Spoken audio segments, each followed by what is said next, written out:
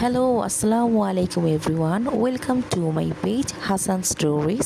প্রতিদিনের মতো আজকেও আপনাদের সাথে ছোট একটি ব্লগ নিয়ে চলে আসলাম। আজকে আমি আপনাদেরকে দেখাবো বাচ্চাদের একটি সুন্দর প্লেজন এরিয়া।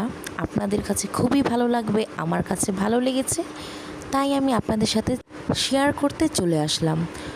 আজকে আমি গিয়েছিলাম বনশ্রীর HM ব্লকে বাচ্চাদের সুন্দর একটি প্লেজন এরিয়াতে, যেটার নাম হচ্ছে ফানটোপিয়া।